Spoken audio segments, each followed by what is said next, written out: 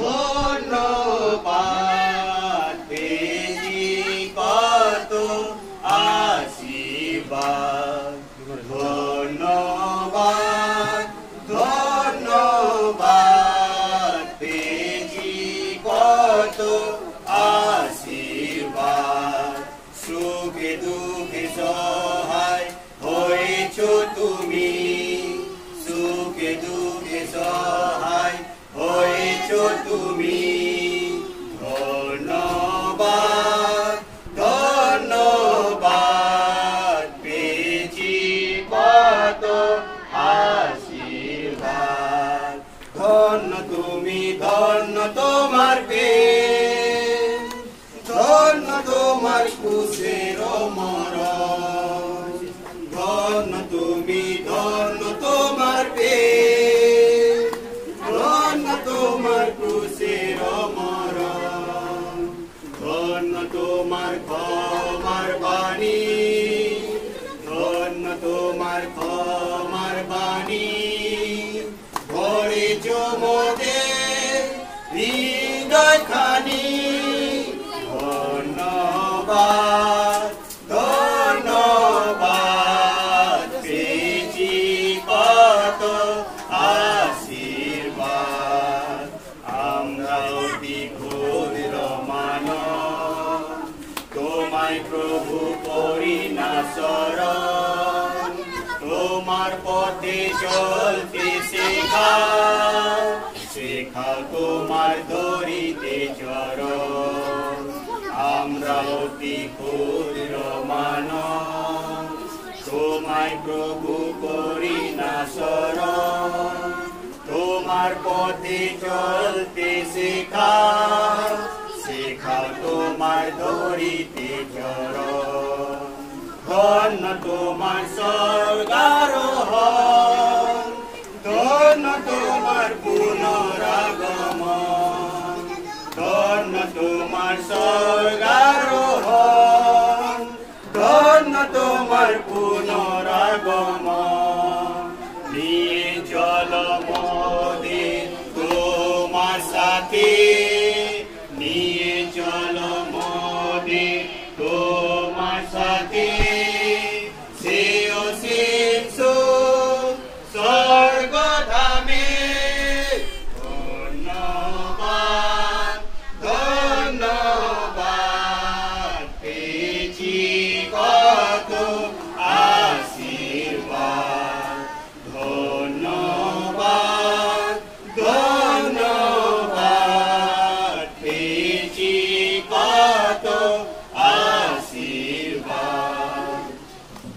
সবসময় আমি তাকে রুবেন বলে ডাকি, আমি তার নাম দিয়েছি রুবেন।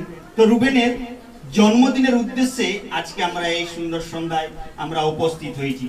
কিন্তু জন্মদিনের বিষয়ে বাইবেল কি বলে? বাইবেল বলে যে তোমরা যখন আনন্দ করো তো কোন একটা উদ্দেশ্য নিয়ে, কোন একটা কারণ নিয়ে আমরা আনন্দ করি না। শুধু শুধু আমরা আনন্দ করি না। আমাদের যখন বিয়ে বাড়ি হয় তখনই আমরা ডিজে বাজাই, তাহলে খালি দিনে আমরা ডিজে বাজাবো না কেন? সবসময় তো আমাদের সময় না, না।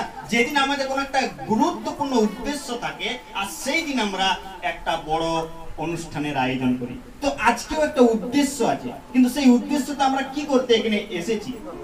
আমরা কেউ আজকে কান্না করতে আসিনি, আমরা আজকে আনন্দ করতে এসেছি। কিন্তু বাইবেল কি বলে সেই আনন্দের সম্বন্ধে? তো আমরা যদি গীত সংগীতাতে যদি আমরা আসি, সেখানে বিশেষ করে একটা বিষয়কে আমরা দেখতে পাই, আর সেটা আজকে আমরা আলোচনা করব। বিশেষ করে গীত সংগীতা তার 100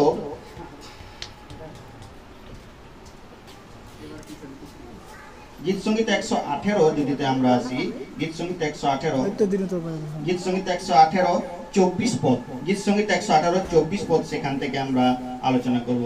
সেখানে এরূপ লেখা আছে গীত সংগীতা তার 118 24 পদে, অদ্য সদাপ্রভুর কৃত দিন, আমরা এই দিনে উল্লাস ও আনন্দ করিব। বিশেষ করে দেখি যদি ইংলিশে খুব সুন্দর লেখা আছে এই পদটি, this is the day the Lord has made, rejoice and glad in ইট।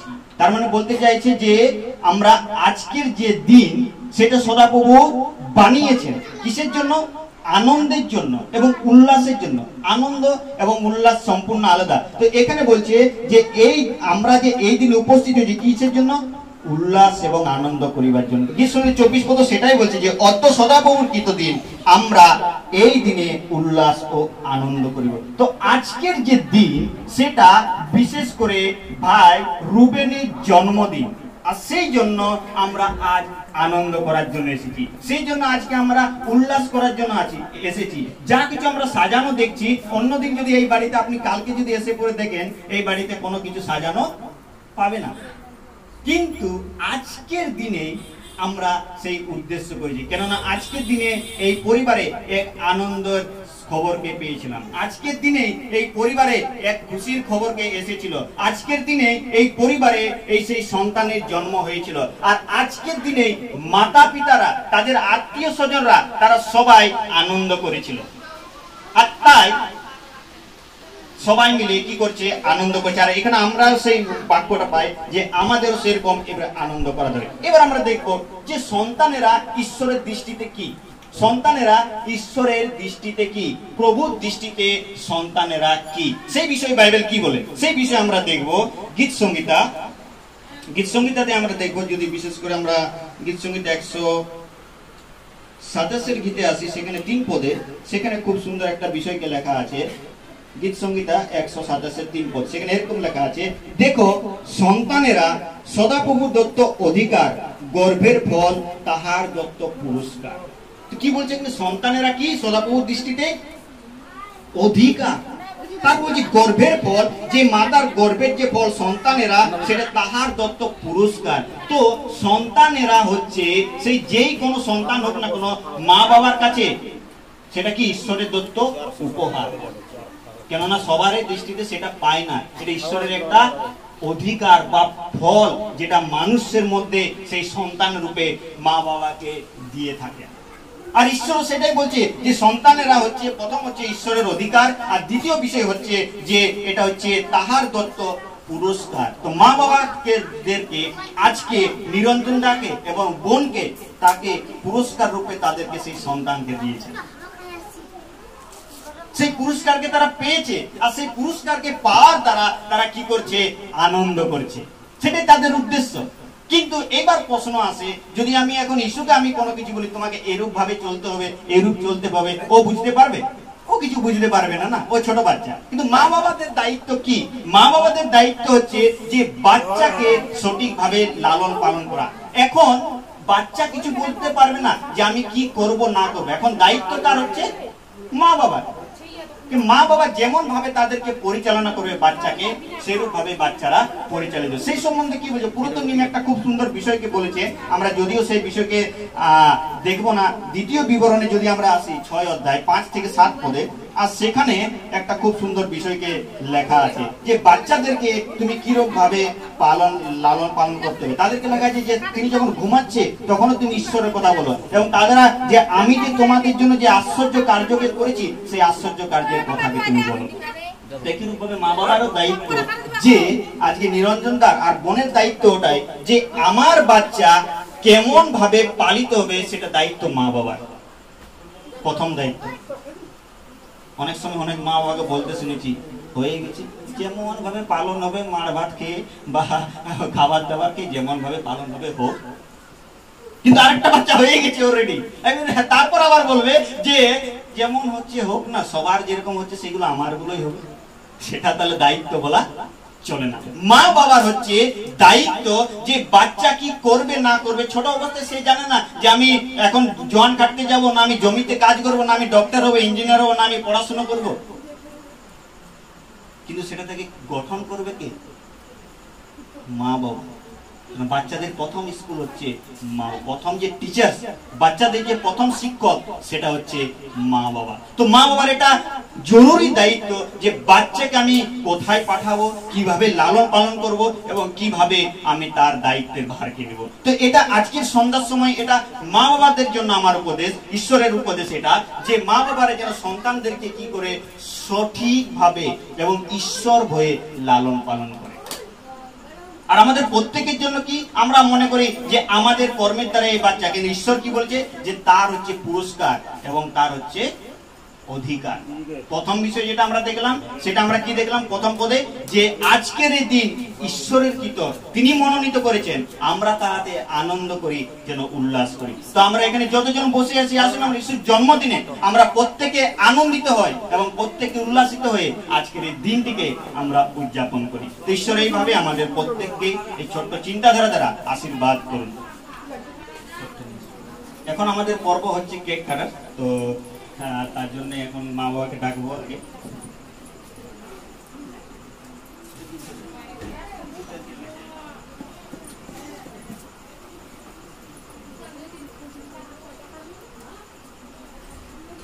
তো ঈশ্বরকে আরেকটি বার ধন্যবাদ দিই যে ঠিক এই দিনেই ঈশ্বর তাদের পরিবারে এবং তাদেরকে এক সন্তান দিয়েছিলেন, আর আজকে তার ফার্স্ট ইয়ার বার্থডে, আর আমরা সেটা উদযাপন করব। তো মা বাবা দুজনেই তারা একসঙ্গে আছে। আমি তাদেরকে এখানে ডাকার উদ্দেশ্য এটাই, যেন তাদের জন্য আপনারাও প্রার্থনা করেন এবং আপনারাও জানেন যে এরাই হচ্ছে সেই। তো নিরঞ্জন দা এবং তার স্ত্রী এবং ছেলের জন্য আমরা প্রথমে প্রভুর হাতে সমর্পণ করব মা বাবা এবং বাচ্চাকে, তারপর আমরা কেক কাটা পর্ব শুরু করব। আমরা দূর থেকে থাকলে আশা করি সবাই আমরা দেখতে পাবো। তো আসুন আমরা এখন একটু চোখ বন্ধ করি এবং পরিবারকে ঈশ্বরের হাতে সমর্পণ করি। আসুন আমরা চোখ বন্ধ করি। আমাদের বাহিনীগণের সদাপ্রভু, তোমার পবিত্র নামে ধন্যবাদ জানাই যে তুমি আরেকটি বার এই দিন তুমি আমাদেরকে উপস্থিত করেছ। যেরকম তোমার বাক্য বলে যে আজকের দিন তোমার কৃত্য, তাহাতে আমরা আনন্দিত এবং উল্লাসিত হই। তো সত্যি প্রভু, আজকে আমরা আনন্দিত যে আজকের দিনে এই পরিবারে তুমি সেই তোমার উপহারকে, তোমার সেই ফলকে তুমি এই পরিবারে দিয়েছিলে, তার জন্য তোমায় ধন্যবাদ জানাই। প্রভু, এখন বিশেষ করে মা বাবা দুইজনকে তোমার হাতে সমর্পণ করি যে তুমি তাদেরকে তোমার মতো অনুযায়ী তুমি তাদেরকে পরিচালনা করো এবং তোমার মতো অনুযায়ী তুমি তাদেরকে ব্যবহার করো। ইস্যুকে তোমার হাতে রাখি। রুবেনকে তুমি প্রচুর পরিমাণে আশীর্বাদ করো, অনুগ্রহ করো, দয়া করো, আর সেই জন্য তোমার ভয়ে দিন প্রতিদিন বৃদ্ধি পেতে পারে, সেই জন্য তোমার ভয়ে জীবনযাপন করতে পারে। এখন থেকে মা বাবার যে দায়িত্ব, তার উপর তার ভারও তুমি তাদেরকে নিতে তুমি সাহায্য করো। ভাই বোনেরা, তাদের জন্য প্রার্থনা করি, তারাও যেন তোমার সেই মহত্বকে জানতে পারে, তুমি সেরূপ আশীর্বাদ করো। প্রভু যীশু, এখন তোমার চরণতলে আসি, আর তুমি তাদের সঙ্গে থাকো এবং সহায় সহবর্তী থাকো। প্রভু, এই ছোট্ট প্রার্থনা বিনতি আমাদের উদ্ধারকর্তা মুক্তিদাতা প্রভু যীশু খ্রিস্ট তোমার নামে চাই, তুমি শোনো, গ্রহণ করো। আমিন। তো এখন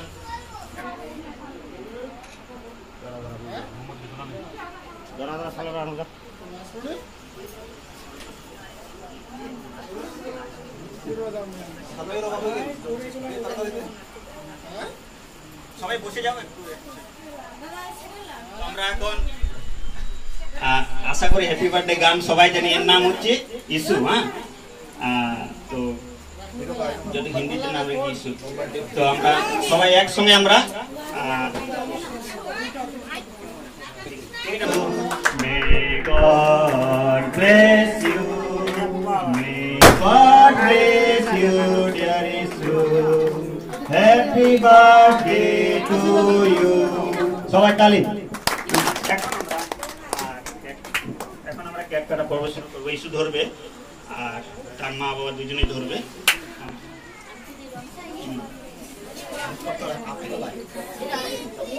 হ্যাঁ, ও তো পারবে না, মা বাবাকেই করতে হবে। ফার্স্ট ইয়ার মা বাবাই করবে। চলো একটু সামান্য যথেষ্ট নিয়ে নাও।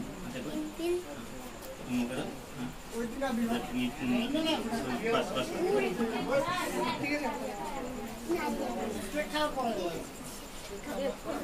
এগুলো সব তোমরা আপনারা ইউটিউবে পেয়ে যাবেন। হ্যাঁ, ইউটিউবে আপনারা লিংক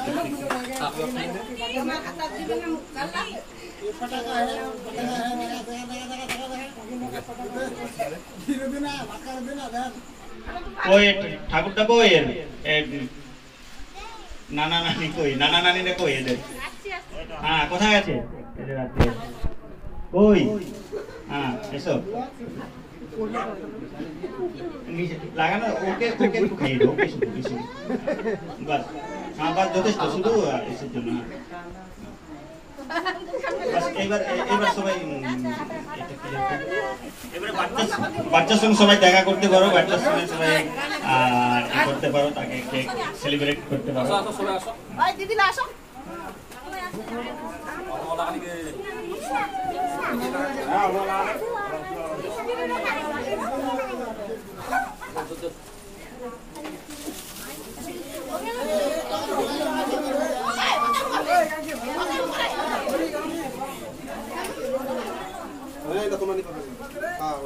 Kartik dorong.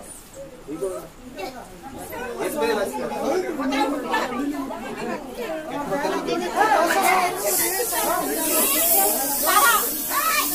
Baila थोड़ी baila कर दे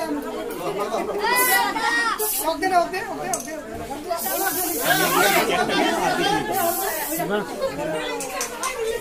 एक फोटो बना के फोटो के हमर के Isso.